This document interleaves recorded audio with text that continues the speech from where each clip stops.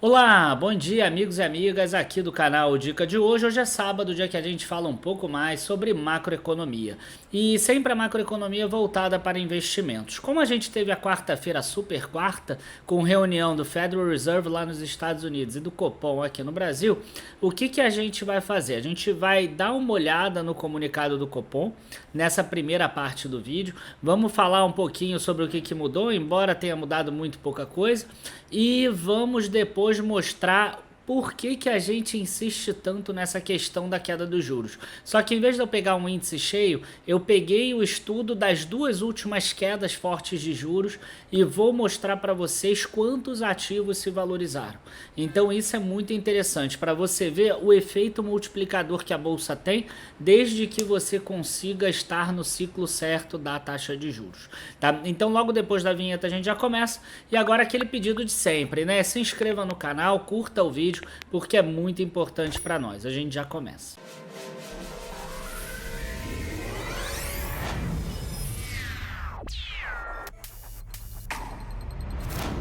Bom, pessoal, vamos começar falando sobre exterior. Federal Reserve veio com uma notícia um pouquinho pior do que o mercado esperava.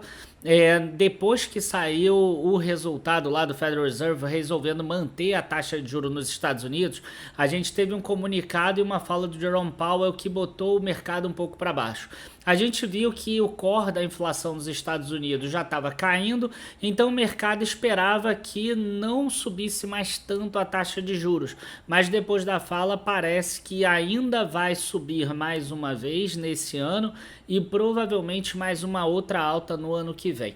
A gente aqui agora, pro exterior, já trabalha com duas novas altas de 0,25%, e aí a taxa de juros dos Estados Unidos vai chegar a beirar ali os 6% ao ano, o que dificulta para o mundo inteiro crescer e para o dinheiro fluir para países emergentes.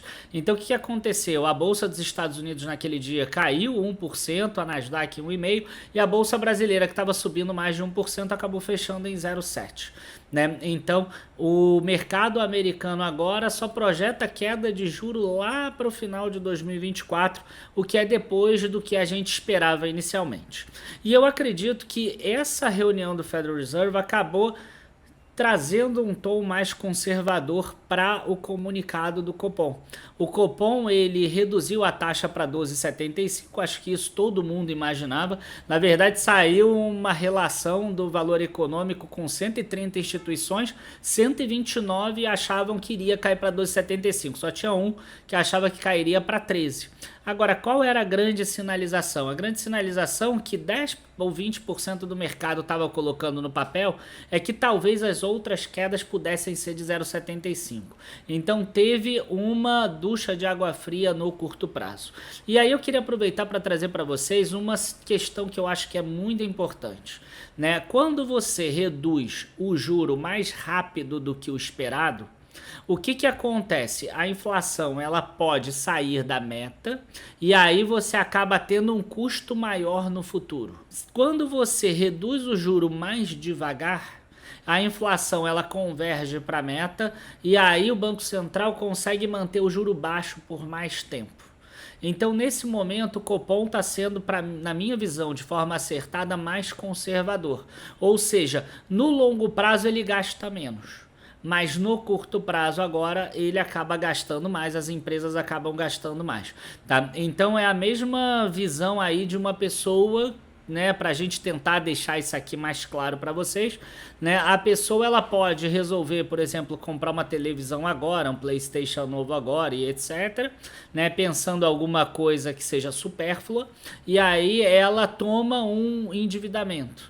Então esse endividamento vai acabar tendo um custo mais longo, né, maior no futuro. Ou seja, você gastou mais agora, então você vai ter um custo maior no futuro. Se você esperasse o longo prazo e você juntasse aos poucos esse mesmo dinheiro que você pagaria, por exemplo, na parcela de alguma do teu empréstimo lá, você iria comprar a TV do mesmo jeito, só que você teria que esperar um pouco mais.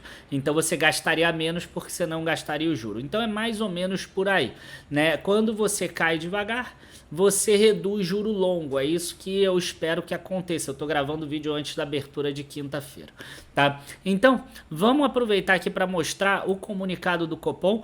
vou fazer isso aqui muito rapidinho porque são poucas as coisas que mudaram, tá? Então a primeira coisa que eu acho que é importante é o seguinte: as expectativas de inflação do Boletim Focus está chegando aqui em 3,5% para 2025. Mesmo a do Copom, ela está para 3,1% em 2025. Qual a grande diferença dos dois? O cenário de referência do Copom trabalha com um dólar aqui a 4,90 e com bandeira verde aqui na energia elétrica, até mesmo nos meses de dezembro, que gasta-se mais energia. Mas aqui a gente vê que o Boletim Focus ele trabalha com uma taxa de juro, uma taxa de câmbio um pouquinho maior. Tá? Então, principalmente é isso. É claro que o Copom tem lá os seus modelos também, mas mesmo o 3,5 de 2024 e o 3,1 de 2025 estão acima da meta, que é 3%, ou seja, existe ainda uma desancoragem. O Copom ele usou uma palavra mais bonitinha.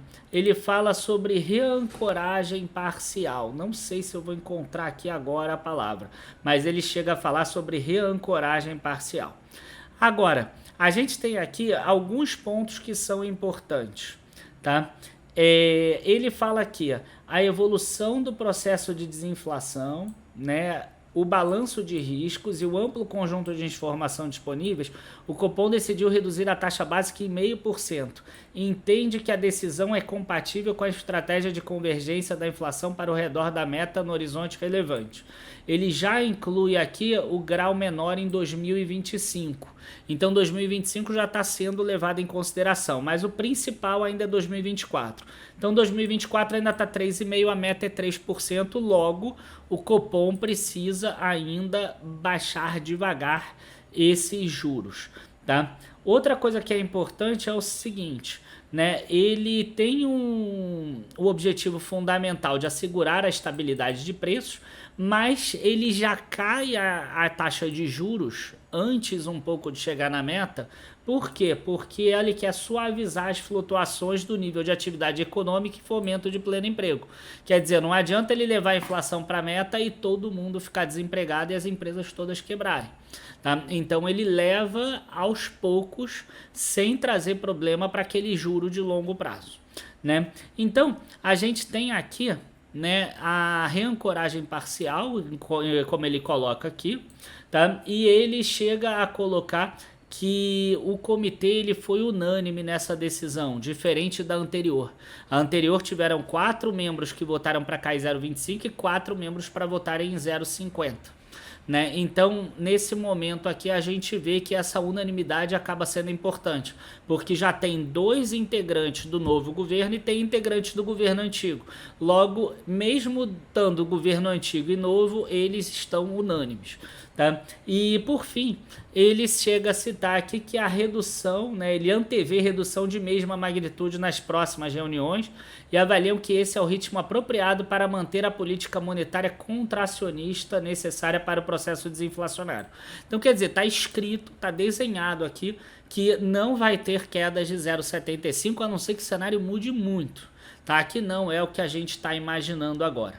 Outra coisa que está escrita é que a política monetária ainda é contracionista nesse valor de 12,75. E esse é um ponto muito importante para você que investe em bolsa. Por quê? Porque 12,75, que é a taxa atual, ela ainda é muito acima do juro neutro. Se a gente pegar o Boletim Focus hoje, a gente pegar a Selic esperada para 2025, 2026, está 8,5%. Então eu estou imaginando que o juro neutro seja esse 8,5%. Então nesse 8,5% para o 12,75 atual, você tem uma queda aí de 4,25%. Ou percentualmente falando, uma queda de 1/3 dos juros.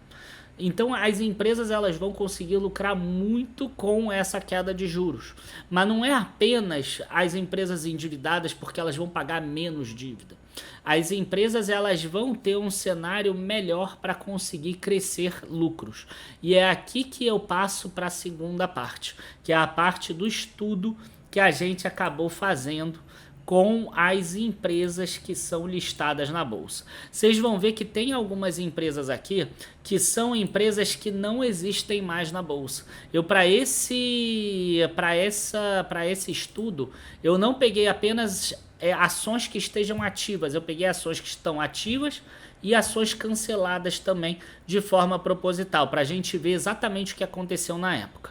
Então eu peguei o ciclo de queda de juro que saiu ali de 2003 até o maio de 2008.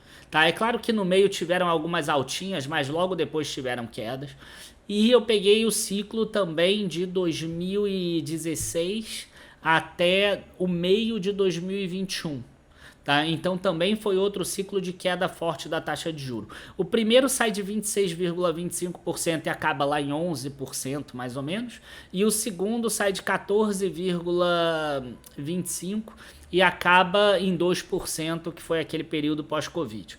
E agora a gente está saindo do 13,75% e eu acredito, né, porque o mercado sai do pânico para a euforia, que a gente vai chegar lá em alguma coisa em torno de 6,5%, 7%. Claro que ao longo de 4, 5 anos, ao longo do tempo. Então, o que a gente percebe aqui primeiro naquele primeiro ciclo?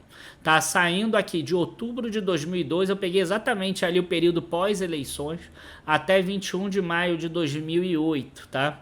Que foi a máxima do Ibovespa naquele ano. A gente vê aqui que as empresas, primeiro eu vou pegar o seguinte: quantas empresas cresceram lucro? Olhem essa tela aqui que está achurada, essa coluna aqui. Você vai ver que a empresa que mais cresceu lucro foi a Panatlântica, 52.000%. Depois teve a Fiban, 9.000%. A Telemar, que era inclusive a maior empresa da bolsa naquele momento, cresceu o lucro 6.700%. E aí a gente vai lá para baixo. Quais são as empresas que não aumentaram o lucro aqui? Você vai ver que você conta nos dedos a quantidade de empresas. Ó. A gente tem aqui, ó, teve 28 empresas de 181. Quer dizer, 15% das empresas, mesmo num cenário muito benigno, elas não conseguiram subir os lucros. Né? A gente vê aqui algumas empresas, ó, Estrela, Coteminas, Telebrás, Eletrobras, São Carlos, Embraer, enfim, algumas da Pão de Açúcar, né? Mas a gente tem aqui essas empresas que não conseguiram crescer lucro. Agora, quando você está num cenário benigno, você tem empresas que crescem em lucro e a cotação sobe muito mais, porque tem expansão dos múltiplos. E você tem empresa que não gera lucro e que cai o lucro e que mesmo assim ela sobe. E é exatamente isso que a gente vai mostrar agora aqui nessa coluna de cotação. E aí eu quero mostrar para vocês por que eu falei que todo mundo vai se achar o bambambam dos investimentos. Porque nesse período aqui só 2 ações caíram. Então quer dizer, se você investe em 181 ações possíveis e só 2 caem, a chance de você ter valorização expressiva é muito grande. Tá? E se a gente parar para pensar aqui, né, em um CDI aí de 10% ao ano, naquela época era mais do que isso. Mas se a gente pensar atualmente um 10% ao ano, por exemplo, você vai ver que qualquer empresa aqui que subiu mais do que 100% no período ganhou. E a gente está falando de 160 empresas de 180. A gente está falando de 90% das empresas de um ciclo bom de queda de juros ganhando do CDI também. Agora, quais são as empresas que subiram naquele ciclo? Lembrando que aquele ciclo foi marcado pelo grande crescimento da China, acima de 10% ao ano, e era um país, né, que fazia muito investimento em infraestrutura, em habitação e na construção de novas cidades. Quer dizer, era uma transferência de pessoas do campo para as cidades. O que aconteceu naquele momento é que as commodities subiram e cresceram muito, principalmente aço, minério de ferro, petróleo, dentre outras. Então a gente vai ver naquele momento que a gente teve muitas empresas, né, siderúrgicas subindo muito. Então a gente teve aqui, ó, Aços Vilares, é uma empresa que hoje está cancelada, não existe mais. Siderúrgica Nacional, a gente tem aqui a própria Gerdau Metalúrgica, a gente deve ter a outra Gerdau aqui, a Vale não deve, não, a Vale, vamos dar uma olhada depois na Vale, mas a Vale teve também uma valorização, mas vale a pena a gente falar mais para frente dela. O que a gente tem aqui, né? A gente tem que se a gente olhar, a gente teve muitas dessas empresas, mas a gente também tem empresas aqui que foram industriais, como a Schultz, por exemplo, que ainda está ativa hoje. Né? Você vê que o valor é 0,64 dela ajustado por proventos, quer dizer, hoje ela está uns 7, 8 reais, mesmo depois de toda essa alta de 4.000%, ela ainda subiu mais 1.000% até os dias de hoje, por exemplo, né? A gente está falando aqui de Home, por exemplo, né? Hoje ela está ali uns 12, 13 reais, então ela ainda subiu mais 100%, além desses 2.600. A gente está falando de Randon aqui, que mesmo na alta 5,42, hoje ela negocia acima desse valor. A gente está falando de CCR, de concessões de R$ 4,11 indo para cima. E talvez o que vai chamar a atenção aqui, lojas americanas ainda no código antigo dela, LAME 4. Né? E ela aqui tendo crescido 3.220%. Se eu pegasse de 1999, que teve uma alta ali de cento e poucos por cento, até os 2005, 2006, a gente teria as lojas americanas como a maior alta da bolsa. Tá? Então, aqui olha só uma coisa que é interessante, né? As ações que subiram aqui, ó, são empresas que subiram aqui, tiveram uma variação positiva do lucro, tá? Então esse aqui é um ponto que é importante de vocês observarem. A gente teve empresas que tiveram variação de cotação positiva, mas porque tiveram variação de lucro também. Poucas empresas são, por exemplo, igual a Telebrás aqui, ó, que o lucro caiu pra caramba, ou aqui é outra Telebrás, né, a mesma coisa, mas são poucas. O normal é exatamente isso. Agora, vamos ver a Vale, que era uma empresa grande, por exemplo, né? A Vale aqui, ó, ela subiu quanto? Ela subiu 1.003%. Enquanto isso, as empresas menores, ó, a CSN, a Aços Vilares, a Gerdau e outras empresas desse setor, elas acabaram subindo e subindo muito mais. Né? Por quê? Porque empresas small caps, elas acabam subindo mais do que as empresas large caps normalmente. Né? Claro que pode ter alguma ação que acabe subindo muito mais, nesse momento de queda de juros que eu estou falando. Tá? Então, eu estou falando para vocês de talvez a gente estar diante de uma situação que small caps, ó, eu não sei como é que vai ser o ciclo futuro, mas imagina só quantas empresas subiram mais de 1.000%. Ó, 45 empresas de 180 subiram mais de 1.000%. Né? Então naquele momento ali, mais ou menos um quarto das ações que a gente tem aqui, né, que tinham cotação, que tinham liquidez naquele momento, a gente teve que elas subiram mais de 1.000%. Se a gente tivesse um ciclo parecido, imagina, um quarto das empresas tem possibilidade de subir 1.000%. Imagina você perder um ciclo desse, né? Então, e muitas dessas empresas são empresas small caps. Por isso que a gente fala para vocês, não perca a oportunidade de investir em empresas small caps. Se você quiser saber mais, a gente está num workshop nessa semana. As 2 primeiras aulas já foram, uma não foi gravada, tá? A outra está aqui dentro do YouTube. E nos dias 26 e 28 a gente vai fazer mais 2 lives. Uma delas aberta e gravada e a outra não vai ser gravada. De novo, a outra vai estar dentro ali do grupo do Telegram. Então, quem quiser ficar no workshop, se inscreve, um workshop gratuito, mostrando muito mais do que isso que eu estou mostrando hoje, tá? E além disso, quem quiser se inscrever e assinar já o nosso Dicas Small Caps, você já tem o link aqui embaixo também, tá? Então aqui embaixo você tem acesso ao link do Dicas Small Caps. Esse ano a carteira aí já subiu 42% contra 13% do índice Small Cap.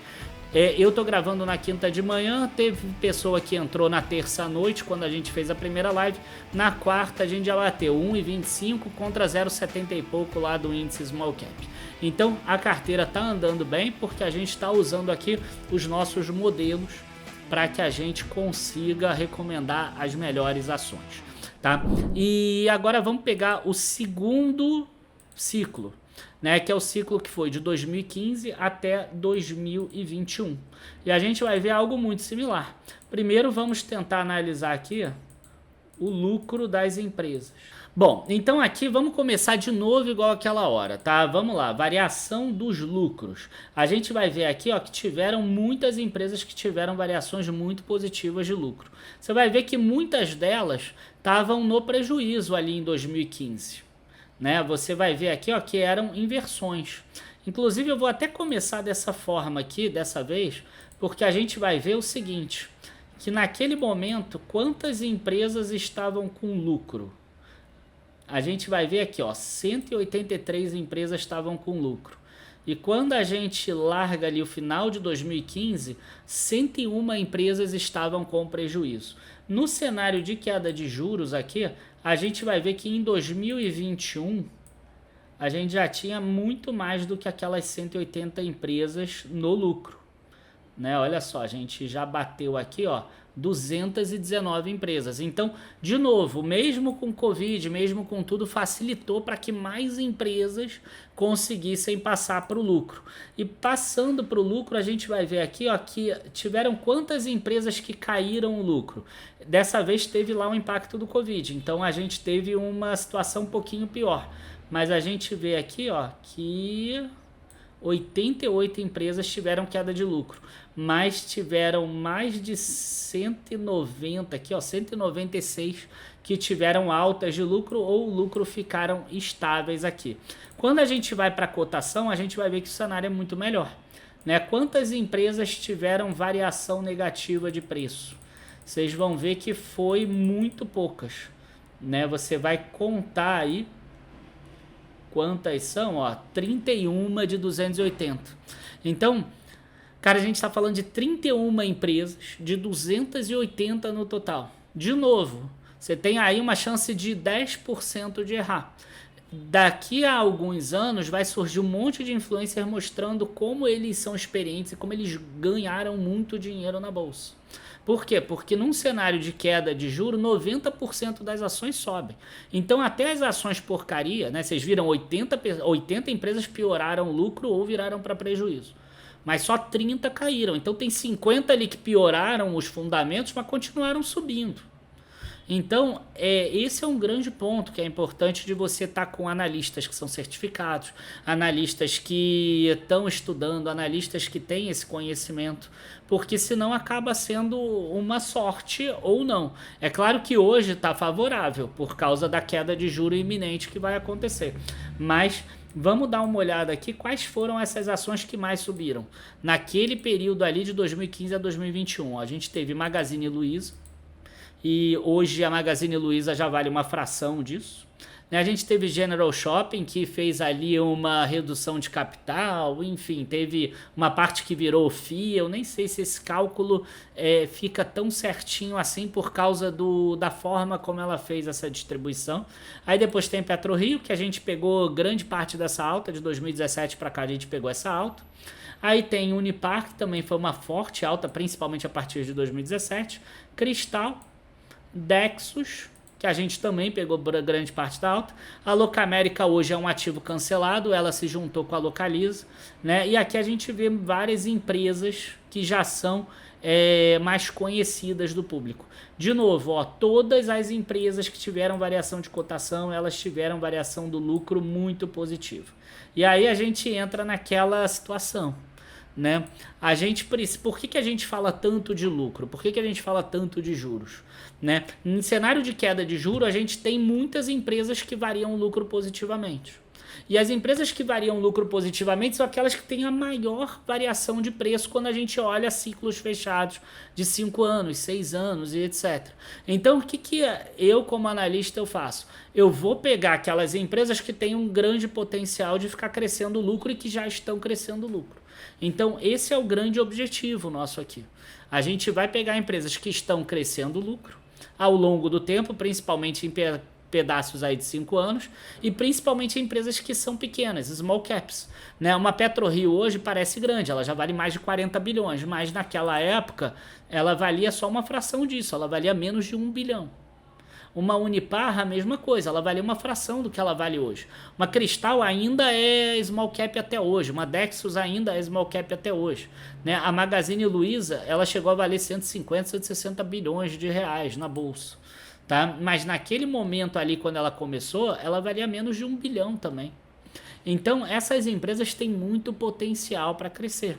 Tá? E é exatamente esse tipo de empresa que a gente vai acabar buscando lá no Dicas Small Caps, tá? Se você quiser conhecer mais e não perder essa oportunidade, a gente está com preço promocional, que não vai ficar por muito tempo, aí embaixo no link da descrição. Se você ainda quer acompanhar mais aulas gratuitas no workshop, não perca a chance de se inscrever no workshop. No dia agora, na terça-feira de noite, às 8 horas, a gente vai estar aqui de novo no YouTube, igual a gente teve na quinta-feira. E na quinta-feira a gente vai fazer uma live aí fechada, ou no Zoom ou lá dentro do grupo do Telegram, igual a gente fez na semana passada, tá? Então não perca essa oportunidade de você conseguir aí garantir, conseguir essa pernada de alta que eu imagino que venha, até porque eu não vejo ninguém imaginando que o juro não vai cair no Brasil, tá? Pelo menos eu ainda não vi nenhuma tese de que o juro não vai cair no Brasil, tá? Enfim, esse é o meu racional nesse momento. Abraços, bons investimentos, até a próxima, espero que vocês tenham gostado do vídeo. Se vocês gostaram, não deixe de curtir o vídeo aqui, comentar lá embaixo e se inscrever aqui no canal. Abraços e bons investimentos, e nunca se esqueça, a gente aqui falou de cenários de 5, 6 anos, construir leva tempo, não acontece em 2 ou 3 meses, em 2 ou 3 meses, mesmo essas altas de 30 mil, 20 mil%, tiveram algumas quedas aí no meio do caminho, tá bom? Abraços e até a próxima. Tchau, tchau, pessoal.